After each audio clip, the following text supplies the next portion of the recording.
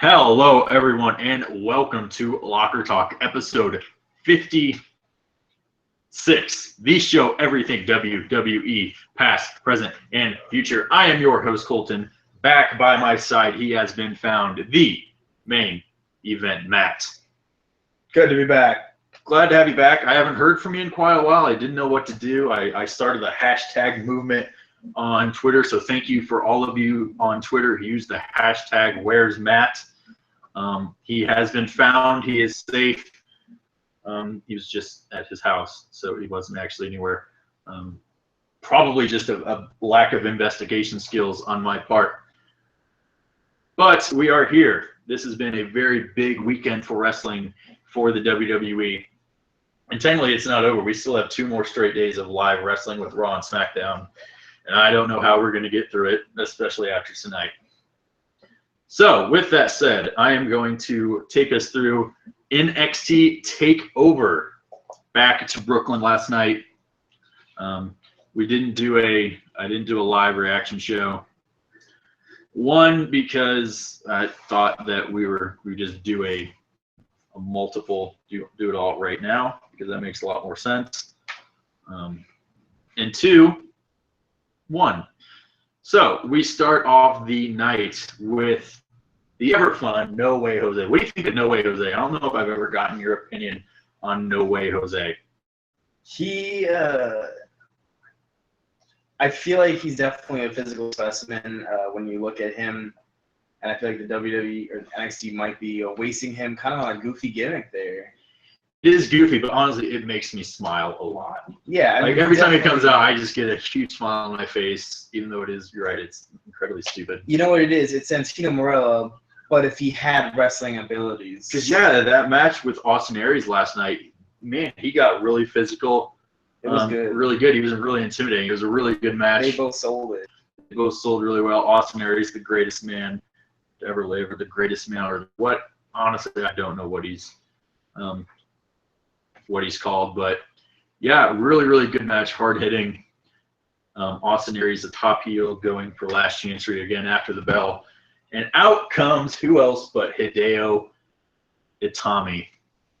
And to me, just thinking about this now, I just had this thought. I thought it'd be really cool if this was the first time we had seen Hideo, and he hadn't come back in the past month or so on NXT. It would have been a really cool surprise to see him. And so I thought, okay, cool, Hideo's coming out, but he's wearing a suit. And so I guess Cesaro can pull it off, but I was a little confused. But then the moment we've all been waiting for on live WWE, NXT TV, Hideo Itami hits your favorite finisher, his own go to sleep, the GTS. What do you think about that, Matt? I know how much you love everything involved with that move. I mean, Hideo's own original move, the go to sleep. It might be the original. I just feel like other people have done better. I mean, I don't know who that may or may not be, but I'm sure somebody else has done it at some point, somewhere. Yeah. Former greatest ever may have done it. Someone who may or may not be getting their ass kicked in a month at UFC. But I don't know who we may or may not be talking about, so that's not important. But that was really cool. I freaked out. I think everybody marked out super hard for that. It's really cool that they've been teasing it for a long time. But they did it at like WrestleMania Access or something last year, I believe, and it was just like a fan video. It was the only ever time we'd seen it in WWE. That's not important. Next, we get the debuting Ember Moon. Did you see this match? I know you didn't really see the whole card. I did not watch this match. I thought about it. I skipped over it. I only had so much time to watch. Yeah, I understand. I implore you to go back and watch the match. Ember Moon is really good. She takes on Billie Kay. Looks fantastic. She really stepped up her game recently. But anyway, you just need to go to the end of the match and watch Ember Moon's finishing move. I say I don't want to spoil it, but I really do want to spoil it. So what she does is a stunner off the top rope. She jumps off the top rope and hits a stunner, and it's amazing. Okay. It's really, really cool. Really cool look for Ember Moon. She has these red contacts, just make her eye blazing red.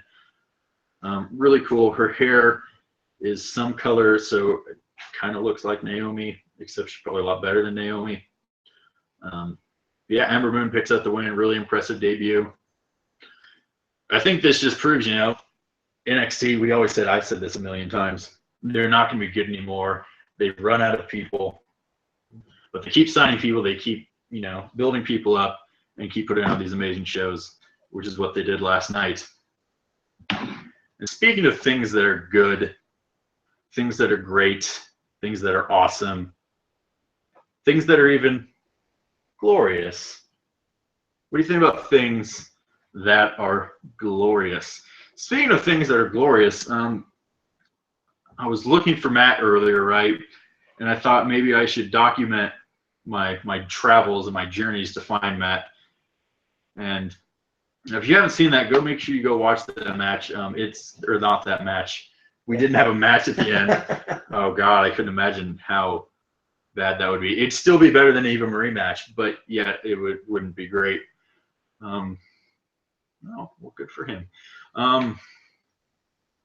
But yeah, the most glorious entrance to ever be seen on WWE TV, Bobby Roode. Absolutely amazing. This is one of the best entrances I've ever seen. Until later in the night, we'll get to that. Is this a match that you saw? Did you watch this one? I did. Here's my question. The Glorious Bomb. What did you think of that? I was severely unimpressed. I thought the rest of it was good, but just the kind of pump handle slam drop, I didn't like it. What do you think? It was all right. I'm excited for Bobby Roode coming to NXT because I feel like he should be the rest of his career in NXT. I don't think he should come up ever. He should be someone that could just handle a safe hand down there, the mainstay that Rhino wasn't. I feel like his entrance to me fell flat to what the standards are. Like he just came up holding his hands. He looked as if I don't know if y'all have seen Ricky Bobby, but there's this thing like he doesn't know what to do with his hands. That's exactly what Bobby Roode looked like. Ricky Bobby Roode. Yeah, I mean the match was really good itself. Yeah, and so Roode gets the win. Aries gets the win. This is so far the best TNA pay-per-view ever. Really impressive. It's basically just like you commented on this earlier. Basically, there might be more former TNA guys in the WWE right now than there were former WWE guys in TNA in their heyday. But yeah, Bobby Roode defeats Andrade Cien Almas, who he's good in the ring. Don't get me wrong. Everything he does in the ring is really slick and really smooth, but there's just something wrong with him. I don't know what it is, whether it's that stupid hat, suspenders, stupid entrance. Something is off. And with the pimp look, I don't know. If you ask me, Godfather should be the only pimp in wrestling. My personal opinion, but that's neither here nor there. So Bobby Roode. Then we get to the match, and you know what match I'm talking about. It is the match. I said this match had a chance to steal the weekend, and I still hold to that. The Revival, Scott Dawson and Dash Wilder taking on Johnny Gargano and Tommaso Ciampa, who may or may not be going as DIY now. They had hashtag DIY, DIY, do it yourself. That's right? Yeah. Okay. A lot of letters. Math is hard. That's not really a great name. Either who. I don't want to curse in this, but I feel like to explain how good this match was, this was a stinking good match. To me, best tag match of the year. One of the best tag matches I've ever seen. They just kept going back and forth in false finishes and some amazing tag work by the Revival. I said last night, I tweeted out, if you don't follow us, which you should be, follow us at WWE Locker Talk on Twitter. We're a lot more entertaining there than we are here. And we're on there a lot more. We really don't do this a whole heck of a lot. Yeah. Which is partially both of our faults for having lives. But yeah, just amazing match. Just the work of the Revival. I said it on Twitter. I feel like if we're just going off of tag team wrestling ability, they could be one of the greatest of all time in wrestling. They're that good. You might argue that their character and their promo skills and other things have a little bit of work. You're probably right, but you just based off of tag team wrestling, I haven't seen a tag team in a long time gel as well as they have, mesh as well as they have, which is a synonym. So I just said the same thing twice in a row. And just work together as well as the Revival do. Did you see this one? I hope you saw this one because this is. I did. I was too excited about two other matches. I understand. I had to pass forward. But this is the one you got to. To me, this is still the best match of the weekend. Hands. Cena Styles was great tonight, but I think I'm still giving it to the Revival against Ciampa and Gargano. Really great stuff. Kind of teasing a. Obviously, I kind of spoiled it. Actually, no, I haven't. I haven't said who won. Oh, I know who won. The Revival won. Yeah, we have the match cards obviously up on our phones. Wait, no, I have an NXT match card on my I get phone. the notifications for anything. Yeah, regardless. Amazing match. If you haven't seen that match, go watch it. What the hell are you doing watching our show if you haven't watched either of these two shows first? Hello. How are you? What's your name? My name's Buddy. So here are our two sponsors, or our two mascots, rather, not sponsors, of Locker Talk. Great animals. Love to play. Aren't looking for a home, so don't try to adopt them. I don't think Matt would be happy about that. I don't think Emily would be very happy about that. She'd probably kill you. Anywho, so yeah, match. I don't know, top 5 matches of the year. Absolutely phenomenal. Great match. I was super excited about that. And next we get the champion Asuka going against the ever huggable, ever lovable Bayley, my favorite women's wrestler ever. One of my favorite wrestlers, period. I love Bayley. We know this. I assume this is one of the other 2 matches you were thinking of you wanted to watch. Yes. Seeing as there's only 2 matches left on the card. I'm going to let you talk about this one first because I've been going on a lot so far in this show. It was amazing. It was a nice farewell to Bayley, as we saw at the end. Her actions pointing towards the NXT sign, kind of just taking one last look around after the match ended. Those things tend to point to this was her last match. It was good. I think that's the last really good women's match we'll have in NXT for a little bit until another woman can fully develop into a contender for Asuka. It was good. I'm sad they're not going to have a third match, but obviously Bayley would have had to win this one for a third match to take place. But it felt like that kind of rivalry, where you almost had Bayley playing a heel character against Asuka, who's just kind of like that insane character. And any time you can pull a Cena-esque character into a heel role for a rivalry, you got something special going on there, Yeah, it was a really good match. My one issue with this match had nothing to do with the match. The pizza arrived right as this match started. It was some darn good pizza, and I'm not gonna lie, I got pretty into it. Like I was chowing down on some pizza, and that distracted me a little bit from the match. I'm not gonna lie, but it was still really good. Asuka looked strong as ever, but there are those couple times where those times that she'd do something that didn't affect Bayley. Bayley would no sell it. It was just really cool. It just like you said, it added that little extra part of her character and made it just a little bit more. And added more depth and gave validity to that thing where Bayley had said that she was more prepared than she was in the past. And like you said, it was a great send-off, very reminiscent of Sami Zayn after losing to Nakamura, with the crowd chanting "Let's go, thank you Bayley" as he did with "Thank you Sami." Really good emotional stuff. With reasons that we'll come to later, I would hazard a guess that we might see Bayley come tomorrow night, come Monday night.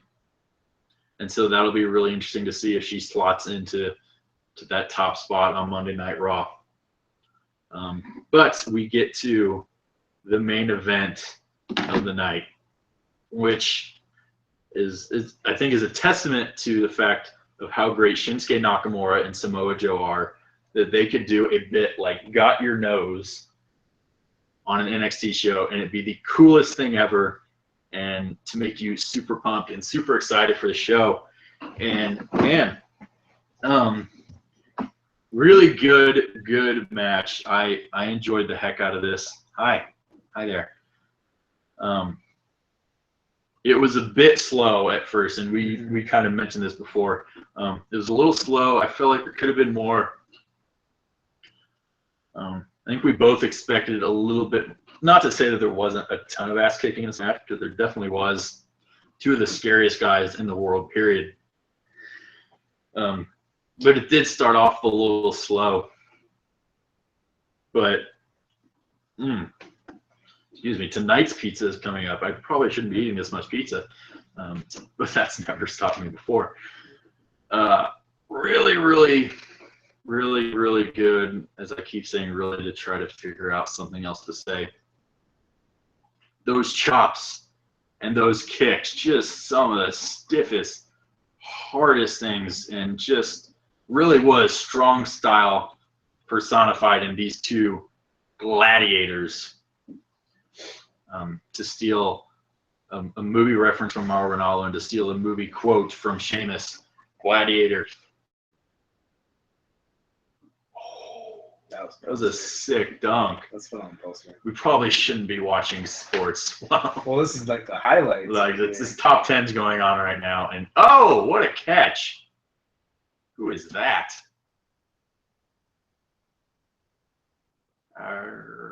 Okay. He's gonna catch it. Oh, it's Billy Hamilton. Of course, he was gonna catch it. He's fast as heck. We're getting really off topic here. What were we talking about? Shinsuke Nakamura versus Samoa Joe. Why don't you go into this? I'm gonna watch this. Okay. I was kind of disappointed in this match for the first 75% of it.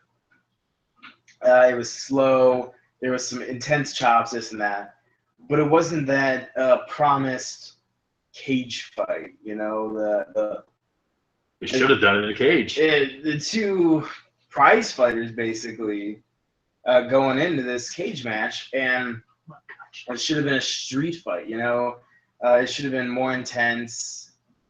Nakamura is a really good seller. Either that, or Joe was legitimately just punishing him a little bit. I believe it was the kick out from the spine buster that looked so weird. He kicked out and like he just did this like shoulder thing that you'd almost see from like a zombie coming out from the ground, you know. I felt like it was just an innovative way to sell that and to sell how hurt he was from the spine buster. Super glad Shinsuke's neck didn't break from the spine buster or anything like that, because that would have been horrible. You kind of could tell he was going to win from the entrances. He got the what I like to call the Triple H WrestleMania entrance treatment. How the heck did we forget to talk about that to start this? The entrance? Yeah. I mentioned it earlier. Okay, sorry. Go ahead. Well, he got the Triple H WrestleMania entrance where he got a live guy playing, and then Joe just comes out like it's a regular NXT matchup. And then you can tell right there that Nakamura was getting the nod, taking it a little more seriously.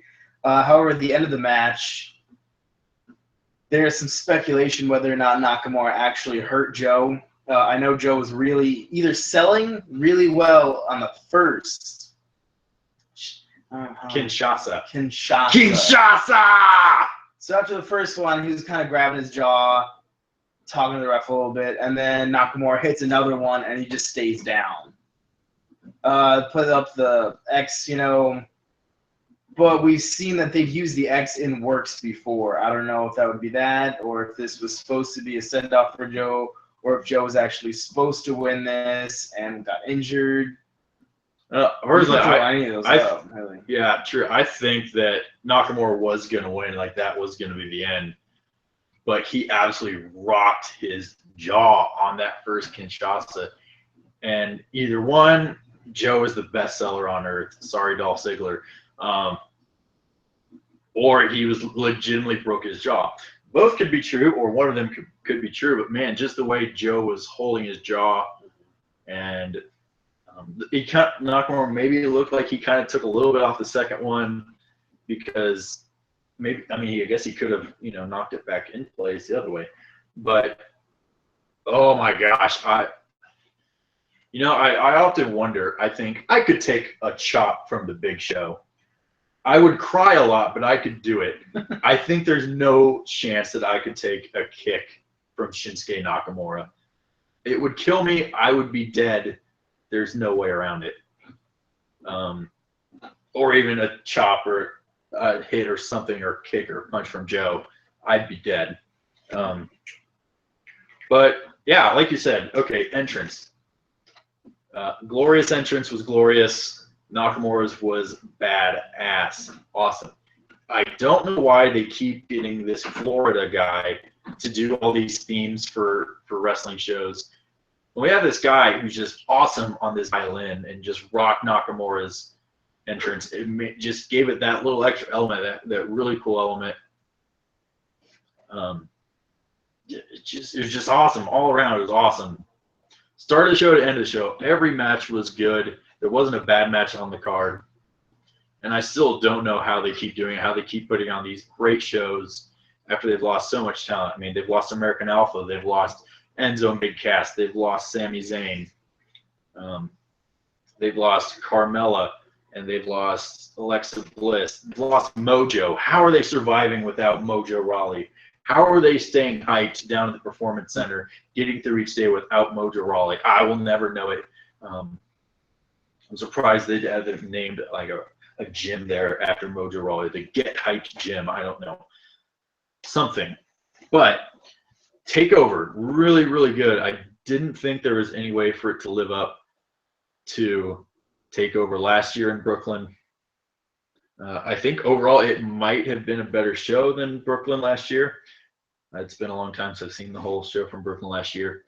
Definitely didn't have as good of a match as Bayley and Sasha, although the Revival and Gargano and Ciampa was amazing. But really good. I enjoyed the whole thing. I implore you obviously to go back and watch the Revival and Gargano and Ciampa.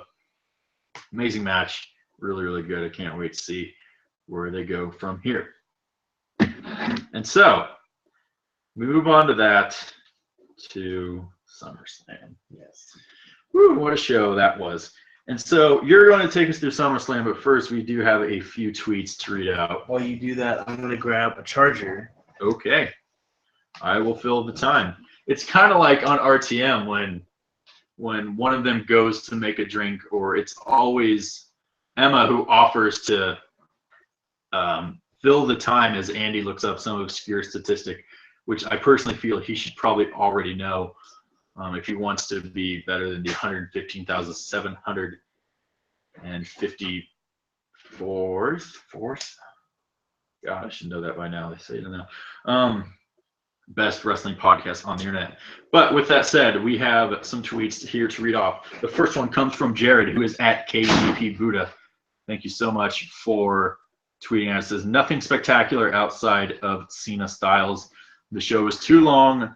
Weird match order. Terrible ending. Too many bad decisions killed the crowd, and the last few matches suffered because of it. Need that crowd to play off. Amen. And next we have Cody, who is at Cody Locks, which I'll spell it out. Cody, CODYLOX. And it said, how about the worst ending to a pay-per-view ever? Ever. That includes Diesel versus Mabel. King Mabel. Ever. Last two matches, the ringside doctor intervened. Did he? What was the match before? Oh, yeah. Rusev against Reigns, which wasn't a complete match. But thank you to those two. Make sure you go follow them on Twitter. A couple of great guys. Go to it. Matt, take us through SummerSlam so I don't have to talk as much. SummerSlam, we are doing some. Although, to be fair, I should probably go through the pre-show since you were actually making money and working and contributing to society. Oh, you can take it. I mean, you can do all the matches, but you didn't see them, so I should probably be the one to talk about. Although during the tag match, I did watch a little bit. I snuck away. And got on Facebook, and it was live feeding from Facebook. So apparently WWE does that. Yeah, the pre-show is on Facebook. It's on YouTube. It's on all of their social media sites. Mm-hmm. So are we doing the first? Yeah, just go with the Hey, what are you doing? Here, you read. The first pre-show match is a tag match. American Alpha, the Hype Bros, the Usos, which I thought one of them was injured, so it's crazy. One of them is no longer injured. And they went up against Breezango, the Ascension, and the Vaudevillains. So a SmackDown tag team match. Literally, because they just had this match on SmackDown this week, this exact match. They didn't change anything about it. It was the same match. With that said, I thought this was a really good match in that it showcased all of the teams. Everybody got some good offense in. And then the end was good. I liked that American Alpha, who has dominated. Yeah, you take care of that. American Alpha. Let's relax here a bit. American Alpha has dominated the SmackDown Tag Team division. But then the Uso number one, which we'll call him because we don't know which one he is, snuck in a tag at the end, hits the big splash, and gets the win for their team. And then you kind of get that little bit of tension, a little bit of animosity between the Usos and American Alpha, who will probably be going for which I'm sure is going to be a beautiful belt, by the way, the new Tag Team Championships on SmackDown. But yeah, it was a good match. It featured everybody pretty good. You can't complain about it. Short and sweet. On the plus side, with this many tag teams, we will definitely probably see Zack Ryder with the belt again. Yeah. Zack Ryder got a win on the pay-per-view. And so did Mojo Rawley, I'm telling you. His first pay-per-view. Future star right there. Triple Crown champion. Future 17-time World Heavyweight Champion Mojo Rawley. So the second one is going to be Sami Zayn and Neville. And they went up against the Dudley Boys. Otherwise known as Team Purple Thunder Arrow, as Farmer so eloquently called it. I think that might be one of the best ideas Farmer's ever had. It's a pretty good name. I think you and I think maybe RXM as well, way back when we first started doing these podcasts and these shows, predicted that Neville and Sami Zayn would end up teaming. I don't know if they're going to stay together. I wouldn't want them to stay together. They're both European. Yeah, it makes sense in Vince's eyes. Except that Sami Zayn is Canadian. That's right. Not located in Europe. In Vince's eyes, that's going to be the same thing, though. I'm thinking of things through Vince's eyes. They're both foreign. You're not American. You're not American. Like, it's a separate team. The Dudleys are also actual brothers. Did you know that? But yeah, good match. Nothing really special. It's an absolute shame that Sami Zayn won one of the top 5 matches of the year at Battleground and is delegated to the pre-show at SummerSlam. It's an absolute travesty. Neville, as always, was great. The little corkscrew moonsault he did off of Zayn's back was good. They've been kind of teasing splitting the Dudleys up. Didn't happen. To be honest, I don't really care if it happens. The Dudleys haven't won anything since they debuted the night after SummerSlam last year. So how the mighty have fallen, the mighty have fallen. What's next? Next is the first of 7. It is Sheamus versus Orton. Oh God, I'm already so tired. So this match was Sheamus versus Cesaro. I totally said Orton. Did you say? I was thinking of the Sheamus Orton match. I didn't even hear you. Maybe that's why I reacted so bad. If we had to watch that 7 more times, I would freak out. Is Sheamus Cesaro. So this was a really good match, back and forth match, really hard hitting. I missed the first part of this match because I didn't know there was going to be a third pre-show match. I thought this was going to be on the main show. So I think I was on the floor getting attacked by my mom's new puppy. But yeah, it was a really good match. It makes, I mean, obviously I want Cesaro to win on SummerSlam, a big place for him, which he won last year at SummerSlam, if I remember right. Or did he? He faced Kevin Owens last year at SummerSlam. That's all I remember. I think Cesaro lost all the pay-per-view matches to Kevin Owens. Oh, Cesaro. You're there.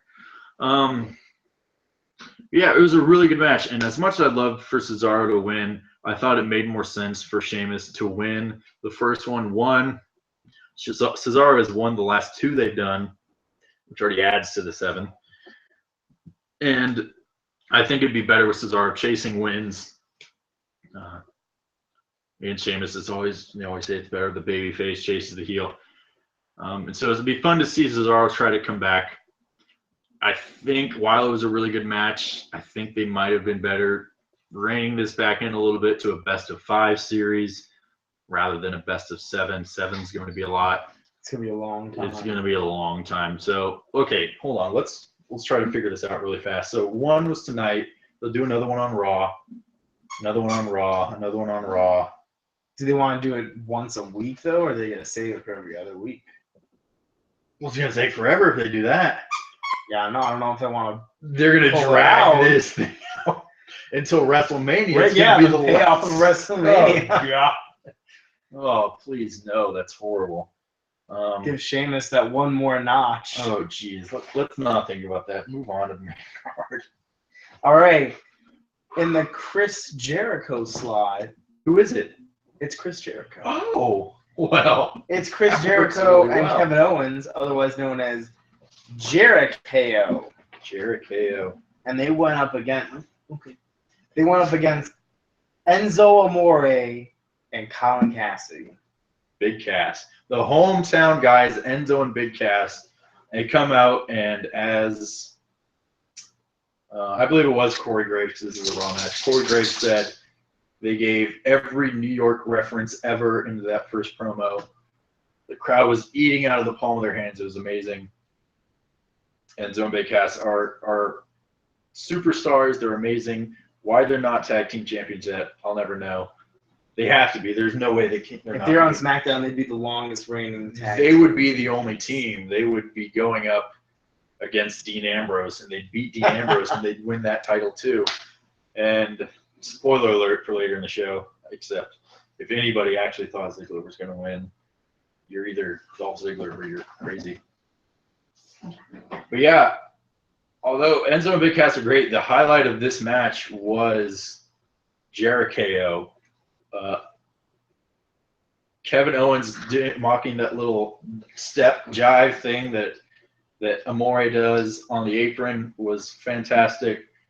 Just their persona, their interview on the pre-show was great. Everything about Jericho was great, and I think the reason they got the win is they must plan on keeping them together for a little while longer, which is great. Heck, I could see them going into a program with the New Day if they're done with the club thing.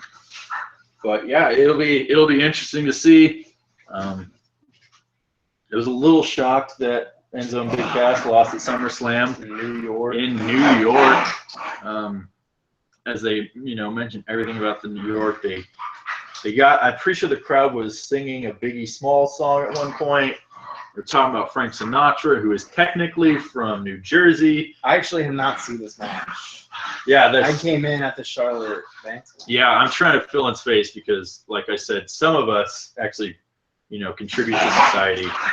Well, I don't yet. Although I did, I got a job now, so I'm gonna eventually. I'm gonna start contributing, maybe. I hope. Yeah. So it was a good match. Fair start. We're starting off SummerSlam strong, I think. So obviously, then I come over here and It was glorious and whatnot. So what's next? What we got? I actually am pretty sure I watched more of this match than you. It was the Charlotte versus Sasha Banks. Yeah, I didn't see the start of this. I saw a good portion of it. From what I remember was what I didn't see was the GIF of as the Frankensteiner by Sasha Banks where she lands on her neck, which is bad because as we find out later, she's been injured. So she really doesn't need to be doing that kind of crap. Both of them have done some crazy dangerous stuff and they've almost really gotten hurt. So they need to 430-foot dinger. My goodness. Check that man for roids. Upton.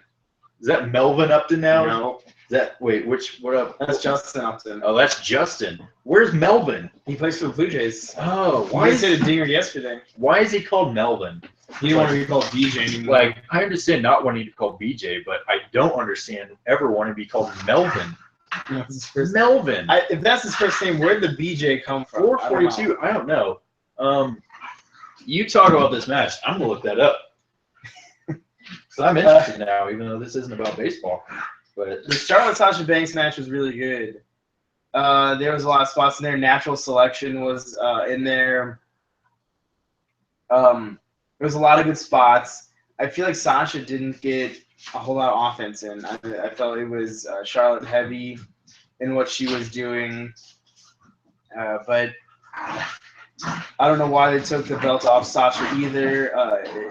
It almost feels like a failed experiment if Bayley's going to come up, slot right into the title picture, what Sasha Banks going to be doing, you know? I felt like the crowd was really responsive and really receptive to Sasha Banks holding the title, coming out Raw with the title, doing the promos of the title.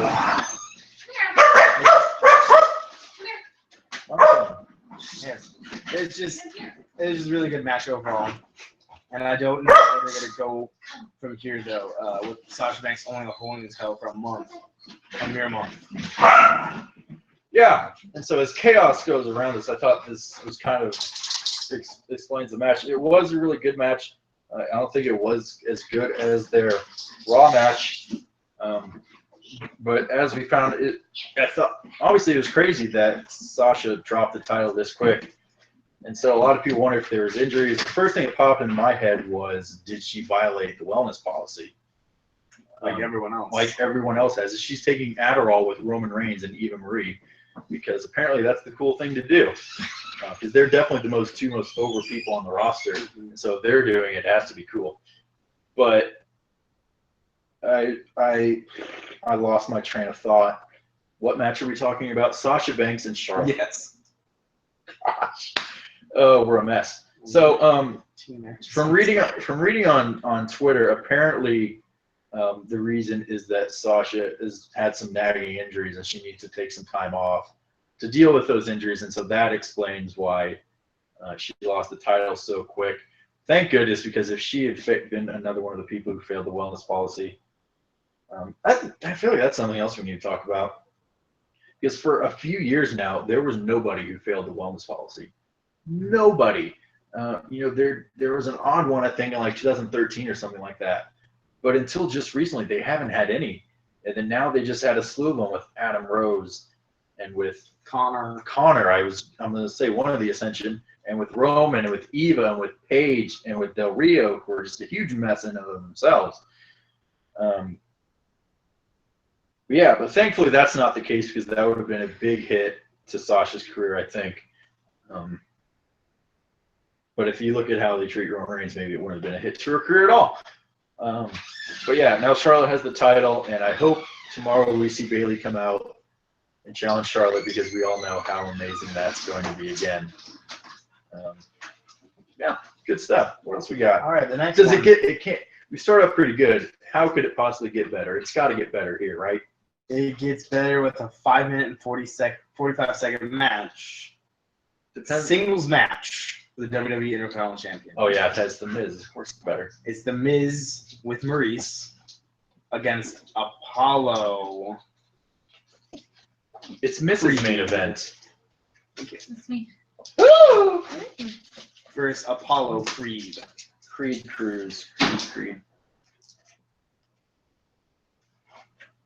Yeah. Or did you want me to talk about it first? I mean, I don't have much to say about it other than God bless Maurice. It was 5 minutes. I don't know. This could have easily been on the pre-show, and you could have bumped Sami Zayn and Neville or Sheamus and Cesaro. I almost said Orton again. You're just pining for Orton. They built it up so much. You're waiting for Orton to come out. You're super excited about it. I'm a huge Randy Orton fan. Yeah. Yeah, there's not really much to say about this. I didn't think Apollo Crews had a chance. He didn't really have a chance. So Miz gets the win. I think really the lasting thing that I'll remember was Mrs. Main Event saying how much Maurice is not going to hold up in the future. Yeah. Which I think is a pretty promising. She had never seen Maurice before. You got to keep her there. Okay, we can keep going. We don't need to waste more time on this. The next one is, I feel like, definitely hands and legs above the rest, the match of the night. Hands and legs? Hands and legs above.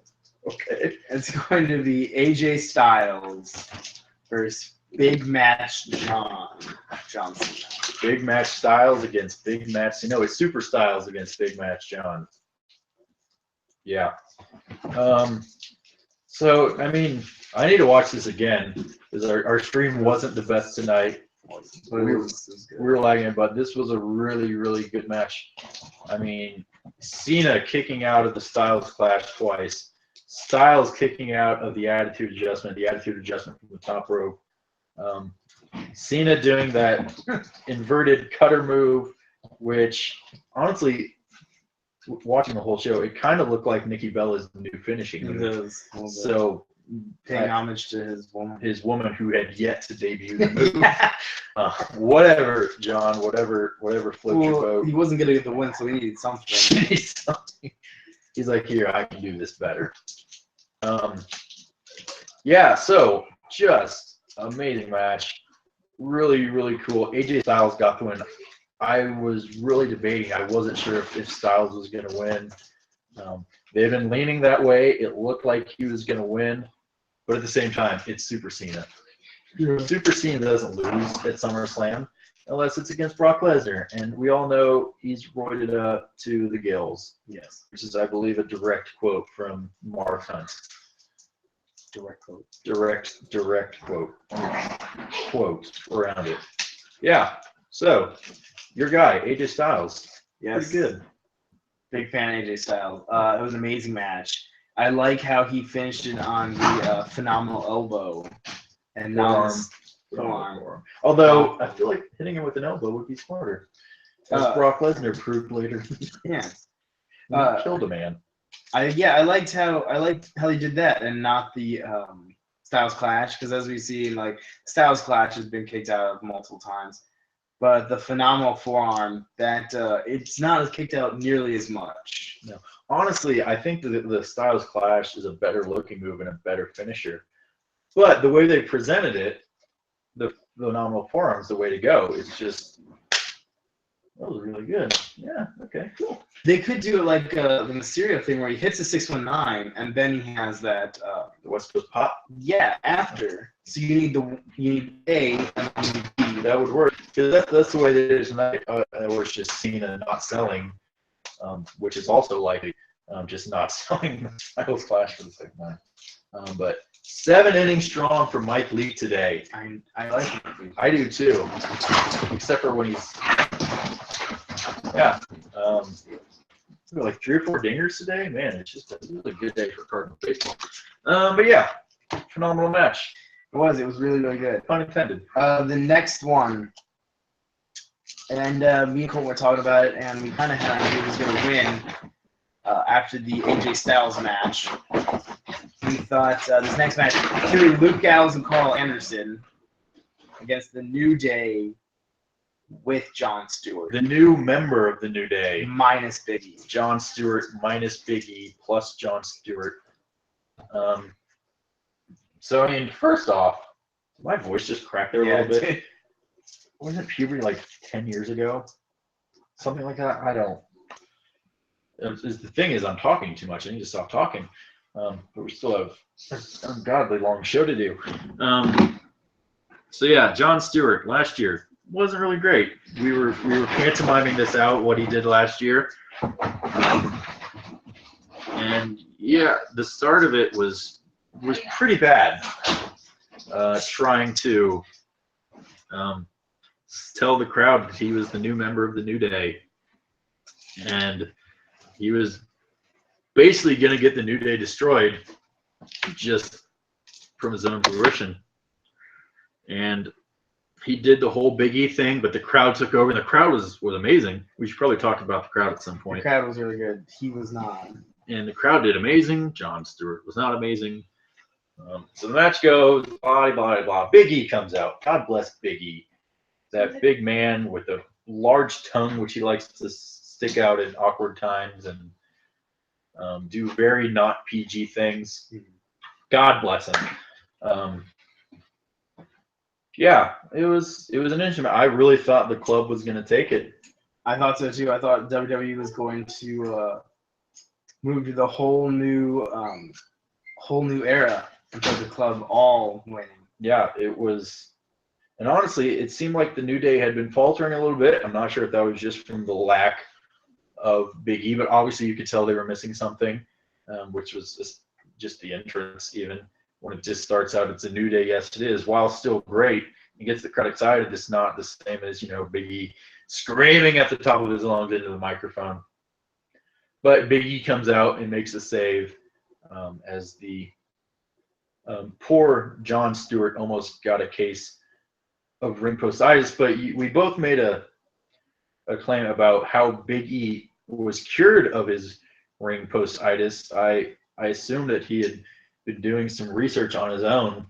Yeah, I don't know where he got the funding. Yeah, that's for said research. Yeah, I guess Big E has a much bigger contract than we thought. But yeah, good for him though. If he has a cure, I think he definitely needs to be sharing this as a big breakthrough in science. Could make him a lot more money to cure other things potentially. But yeah, the match was what it was. Yeah, I mean, it wasn't great. It was a solid. I mean, yeah, it was a solid match. It's a good of a match that Jon Stewart could be a part of. Here was the highlight of the entire match: Jon Stewart tucking his shirt in, getting ready for the finisher. Yeah, because obviously when he says earlier that the worst thing to do is you're gonna take an AA to tuck your shirt in because you'll see your old man belly. He tucked his shirt in. Oh, so yeah, I think definitely this year's Jon Stewart much better than last year's Jon Stewart, although he looks a little crappy because he looked. I don't know if he's just tired or he's really old now, which is a possibility. He had bags under his eyes. Oh, poor Pujols got robbed. He did. Poor Pujols. I mean, I can't say poor Pujols when he gets paid $25 million a year to play baseball. Okay, moving on to the next one. We're talking a lot about baseball tonight. The next one, it's a little high on the card. I thought all these matches were high on the card for some reason. Like, we kept constantly saying, why is this match going on so early? It kind of all through the show, which eventually kind of would stop making sense. But go ahead. Sorry. In my personal opinion, I don't feel like it was that great of a show. The way they performed, the story they told in ring during the match should have went here, if not lower. Higher. Yeah. One of the two is what it is. It's Dean Ambrose against Dolph Ziggler for the title. Finally had a reason to wear my Dolph Ziggler shirt again, other than the night I bought it and he lost a match on Raw to Cesaro back in 2014. Great match. One of the first times I ever saw Cesaro do this springboard spinning uppercut. Mm-hmm. One of the first times I ever saw him do it. It was during a commercial too. It didn't even show on Raw. It was like during the commercial break he did a couple of them. It was really cool. Sorry. Go ahead. Again, WWE is pitting our favorite guys against each other. Because of course mine keep rotating, and Dean Ambrose keeps still being at the top of the card. Well, yeah. Dean Ambrose is my favorite on the main roster until Shinsuke Nakamura makes his way It destroys to the every top. The match was just boring in my eyes. Ziggler put on a good show as always. Dean Ambrose needs It was Dean Ambrose. a different approach to the ring, I guess. It was Dean Ambrose. I hate saying that. It was the same moves over. It was on Dean Ambrose, that match, and you're right, it wasn't good. Was it? The crowd was not into it. They were kind of into it at first. The crowd was kind of pulling for Ziggler at the start. And obviously, no one, as I said earlier, no one in their right mind actually thought Ziggler was going to win this match. Unless you have a gambling addiction, in which maybe this could be the upset of the upsets that might have happened. But poor Ziggler is now going to be delegated back to being on the pre-show against Baron Corbin next month at Backlash or whatever random pay-per-view that you're doing. Yeah, just God, I don't know what it is. Stone Cold Steve Austin on his podcast with Ambrose told Ambrose to step it up. He said that Ambrose was a little bit lax, and to be honest, I saw his point, but at the same time, I think after tonight he's got a point. It wasn't a great match. I think it was on Ambrose. Ziggler, there were moments of promise. Don't get me wrong. Mm-hmm. Ambrose was doing some dirty heel things that I thought worked pretty well. But just other spots weren't great. He did Ziggler, I think it was the time Ziggler slapped him. Yeah, because Ziggler slapped him and he did the rebound thing.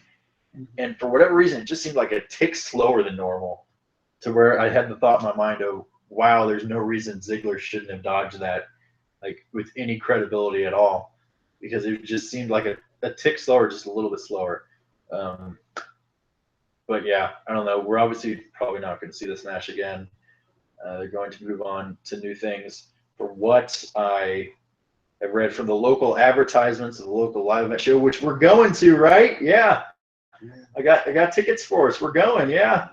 It's gonna be great. Either way.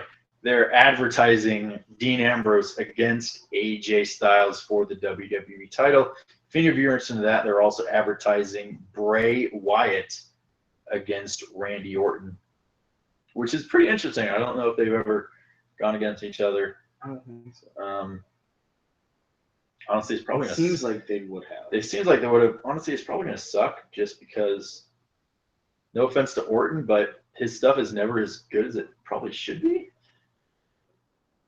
And I don't know if it's always his fault. Tonight was definitely Brock Lesnar's fault. Yeah. But sandbagged him.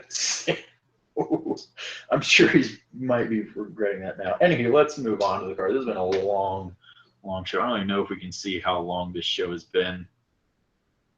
I don't know. Go ahead. All right, moving on to the next one. We have the face team. Becky Lynch, Naomi, Carmella, Captain Becky Lynch. Yeah, Becky Lynch is the kids Becky say. Lynch. Becky is like, it's Bay, which I don't know what that means, but I think it means someone who's really pretty or really awesome. Not really sure. But it kind of fits in her name, and it's a pun because Becky Lynch likes puns.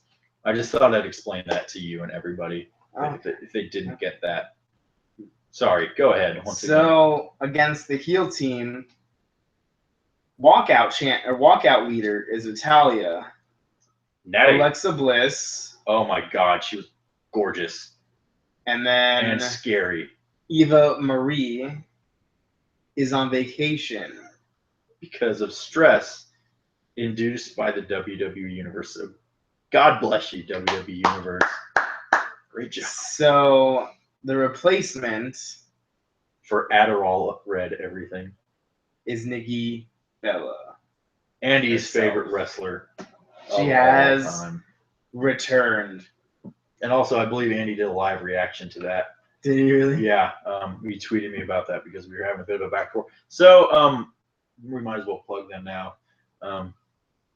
Go, if you don't and haven't already, go check out at RTM Wrestling on Twitter and on YouTube. They post, holy crap, our first viewer. Oh my God. We are like 2 45 hours minutes in. into the show. We got a viewer. We got a viewer. That is a huge Goliath grouper. My goodness, that's an 800-pound fish. My goodness.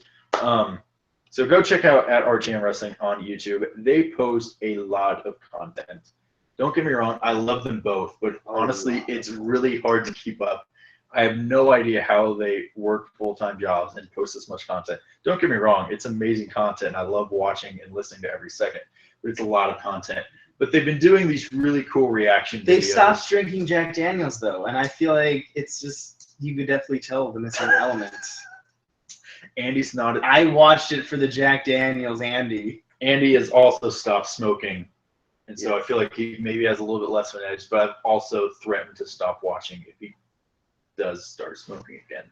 So once again, just a heads up, Andy, if you do continue smoking, you're going to lose one of your 400,000 viewers. And I know that's a big hit. But yeah, so go watch the videos. They do some really great reaction videos that have gotten pretty popular on YouTube. So make sure you check them out. All right, so the next match on the card. We didn't even talk about that match. Oh, it doesn't need to be talked about. It doesn't need to be talked about. Becky Lynch didn't even get the pinfall in the match.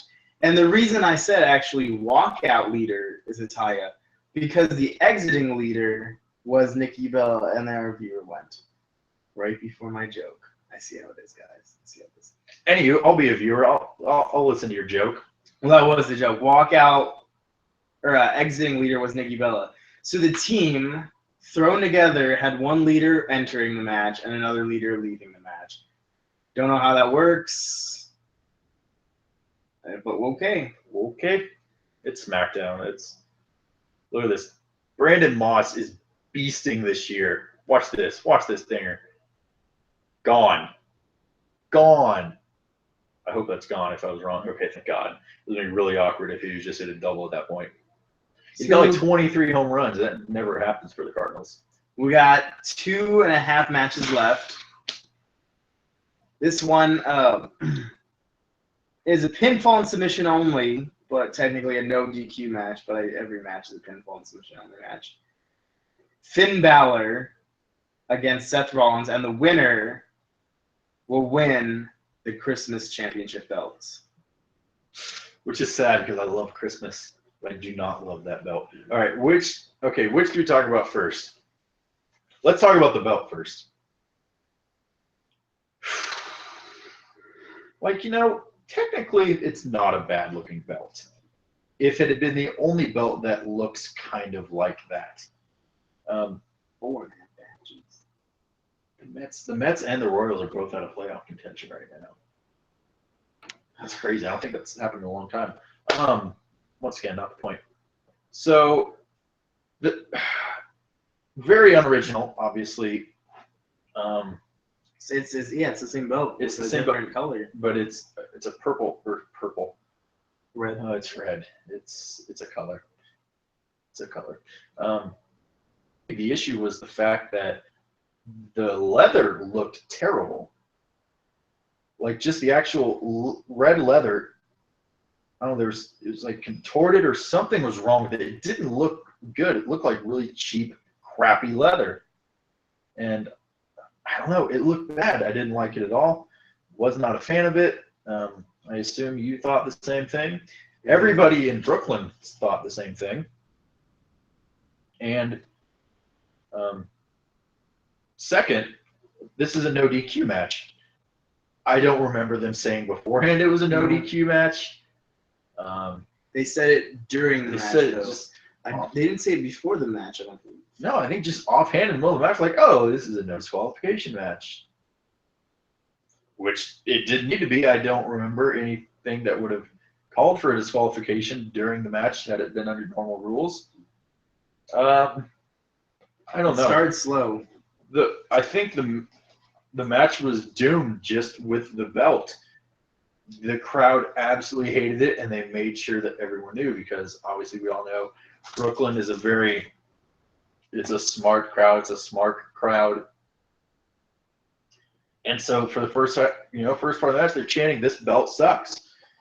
They were not into this match at all, and which is ridiculous because Finn Balor and Seth Rollins are two of the best wrestlers in the world. They're two of the best performers in the world, and they deserve better than that. They didn't deserve those distracted chants. But at the same time, their match wasn't great. It started off pretty slow. It's really It slow. built. Like there was nothing really special about it. I can't really put anything on it.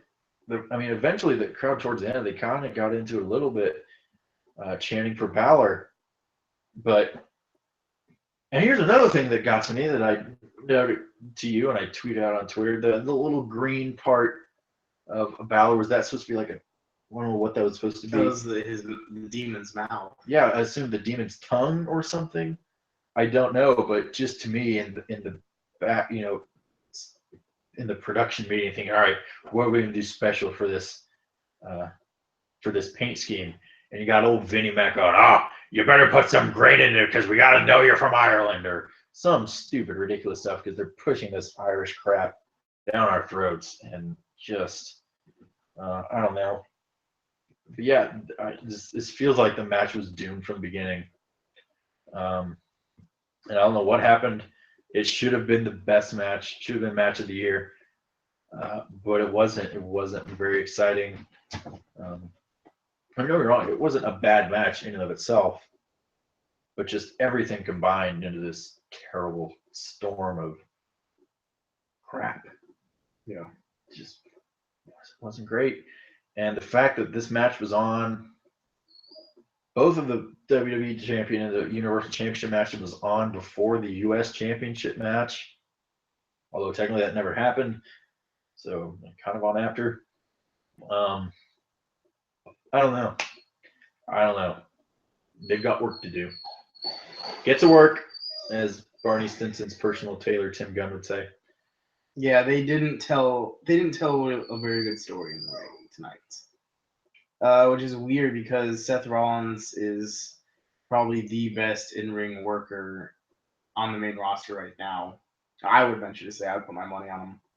And you couldn't be wrong saying Balor is right up there, maybe number 2 as well. Mm-hmm. But really good. I like the move with Finn Balor winning. It kind of moves them to we are going to push these smaller guys. I really thought Seth Rollins would win it, but in a weird way, if he won it, it'd have been too much Rollins, with the Authority last year, winning the belt again. He's a 2 or 3 time WWE champion with these short little reigns. It'd have been too much Rollins doing that. So, and Finn Balor will be kind of that heel kind of face, kind of flipping back and forth in the shadows type champion who's not going to listen to Mick Foley or listen to Stephanie McMahon or anything like that. Yeah, it definitely makes a statement in him winning it. One of the best first months of the main roster in WWE history. Mm-hmm. Really good. I was talking about how, Kurt Angle had that amazing first year. Well, Balor just, he didn't do all of it, but he did it in a month. Absolutely amazing. Good for Finn Balor. Good for him. Oh no. Oh, NASCAR left turn. Anywho, Next match. This is a long show and I'm tired. Match is Rusev with Lana versus Roman Reigns. Match of the night. For the WWE United States Champion. Match of the night. The match didn't happen really. Oh yeah. And what they failed to do is explain why Roman Reigns was so angry. That was a complete misbooking opportunity. They're not even like, hey, he's going to be angry, okay? It's nothing. He just came out and just beat him up for no reason. And I feel like that makes Rusev look very weak. And you want Rusev to be a strong monster heel. You want a monster heel dominating your mid-card. Because that's the heel you're always going to turn to when there's an open slot here or there. And it just makes him look weak to continuously get beat down by Roman Reigns. When Rusev, in actuality, it's like double the size of Reigns. Yeah. You got anything to add to that? Yeah. So I liked this Roman Reigns. This Roman Reigns was really cool and really badass. He was not a face at all. Definitely the heel. But Rusev is foreign, so therefore he's automatically the heel. But defending his wife's honor, good for him. Good job, Ruru. And so really the roles should be reversed. But I really liked this Roman Reigns. This was really cool. Doesn't say much, just goes out and beats the ever living crap out of a big tough guy Rusev. And I like seeing that. But like you said, absolutely did not explain at all why Reigns was so ticked off. I mean, he beat Rusev on Raw, so he knows he can win the match and win the U.S. title. So it kind of shows he doesn't really care about the U.S. title, which, I mean, he should be happy with anything they give him after he's been suspended. But I don't know, it doesn't make sense, but I liked it at the same time. I liked Reigns looking, that badass. It was really cool. But yeah, it didn't make a whole lot of sense. So I'm kind of torn on it. 50-50. Yeah. Yeah. So the last match. My God, is this the last match? We've all been waiting for. And by all, he means none of us. I was actually kind of invested in this match because I wanted to see Randy Orton beat Brock Lesnar. I felt like it was a strong move for SmackDown if that happened. Strong move for Randy Orton. Like I said, Randy Orton he's a 12-time World Heavyweight Champion, the youngest World Heavyweight Champion. And he's never been put in those conversations with Ric Flair, with Triple H, with John Cena, with Stone Cold. He's one of the greatest ever, with clearly his numbers say he is in there. So this would have just been that one of those notches in the belt, like, hey, he beat the Beast in 2016 when Brock Lesnar hadn't lost in 2 years. And was on steroids. Yeah, it'd have been a nice little notch in his belt. However, he decided he made a bad choice to tonight. take matters into his own hands. Or so we think. We could be wrong. We could be, but it looks like he went into business for himself just a little bit. With Brock Lesnar, normally he takes guys like Big E, flings them around, but those guys are getting a pretty good jump off the floor to take those German suplexes. Orton decided he's going to like dead weight every time. Oh, he sandbagged him hard. He was going to take a German suplex, and he was just barely getting him over. There was one of the suplexes, Orton's back and entire body just rolled right over Lesnar's face because Lesnar just couldn't get that, like, it was a 5th or 6th suplex off. Orton was dead weighting, and that's with 260 pounds continuously lifting, and smacking him down. And the first half of this match, good portion, Orton could not get any offense in either. It was tough to watch, and Orton could realistically stack up to him in a very physical match because Orton's always been built as that fireball offensive type guy. I told Colton I wanted to see a power slam given to Lesnar. Oh, we didn't see that, did we? It would have been a really cool spot, a nice little game changer in the match. Could have been a turning point. But we did see an RKO on a table that didn't break. And the business for itself there as well. Yeah, and another RKO, which is nice. And we saw a tease of a punt. So it cool. Teased it. So cool. Okay, here's the thing. Thinking about what happened later with Orton getting destroyed in a bloodbath, why couldn't they do a punt? Yeah. That would have made Brock Lesnar look like even more of a beast if he kicked out of that. It would have been terrible for Orton. I just wanted to say Rollins, and then I wanted to say Reigns, but it's Orton. It's not Sheamus. It's not Sheamus. Oh, bollocks. Yeah. Lesnar actually connected with a strong. You go back and watch. That was not a fake forearm to the head. That was a full-on. That was a legit forearm, but I still think it's a blade job. Or his blood packets. That was a lot of blood. Well, because if you remember, there was no blade. Like, Lesnar took off the gloves and went over to him. I still think it was. Orton didn't have the elbow pads either, so there was no way of a blade to come out of anywhere without us seeing him go into the trunks. I don't know. It's got to be something I don't think that much blood was an accident. I think it's because Lesnar has a tendency to get mad during matches if things aren't going his way, and Orton has a tendency to play his own games. Yeah. But yeah, just starting off, if Orton wasn't sandbagging Lesnar, it looked really bad on Brock Lesnar because he was barely getting Orton up, like you said. And maybe those steroids are wearing off, and maybe Lesnar's a little bit weaker than he has been. But he looked like he was really struggling to get Orton up. And when he threw him over from the crowd and onto the table that broke, it looked like he was really struggling to do that as well. And so someone was up there whether or not Orton was just sandbagging a little bit, or if Lesnar is having some withdrawal issues. Either way, it doesn't look great. But yeah, just the end wasn't good. I didn't like it.